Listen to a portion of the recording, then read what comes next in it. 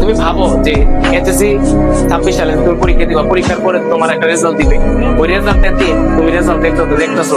রেজাল্টের মধ্যে দেখবা তুমি জিপিএ 5 পাইছো, এ প্লাস পাইছো।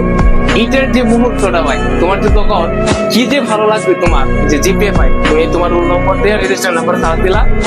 যে তুমি জিপিএ 5 পাইছো, এ প্লাস পাইছো, তখন দেখবা ওদের ধারায় তোমার চোখ দিয়ে পানি পড়তেছে যে আমি এতদিন পরিশ্রম করছি, দিন শেষে আমি এ প্লাস পাইছি, দিন শেষে আমি জিপিএ 5 পাইছি। তখন তুমি তোমার বাবা মাকে জড়িয়ে ধরে বলতে পারবা যে বাবা মা, আপু, আম্মু, যে তোমরা যে স্বপ্ন দেখছিলে আমাকে দিয়ে আলহামদুলিল্লাহ আল্লাহ রহমতে আমি সেই স্বপ্ন পূরণ করতে পারছি। দেখো তোমার বাবা মা এই রেজাল্ট শোনার পরে দেখো আত্মীয় স্বজনের কাছে তোমার কি করবে, ফোন দিবে যে তোমার মামা বাড়িতে ফোন দিবে, তোমার খালা বাড়িতে ফোন দিবে, তোমার পুকুর বাড়িতে ফোন দিবে, যত আত্মীয় স্বজন আছে সকল দিয়ে ফোন দিয়ে বলবে যে আমার মেয়েটা তো জিপিএ 5 পাইছে, ওর জন্য দোয়া করি যাতে এইচএসসি তো ভালো করে, আমার ছেলেটা তো এইচএসসি এতদিন জিপিএ 5 পাইছে, দোয়া করি যাতে সামনে ওঠে আরো ভালো করে।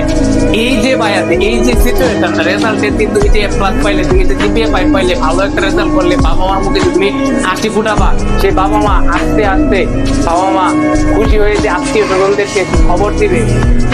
ওই যে সিচুয়েশনটা, ওই যে পরিবেশটা, ওই যে মুভমেন্টটা ফিল করো, জাস্ট তুমি ফিল করো ওই সময়টা তোমার কেমন হবে,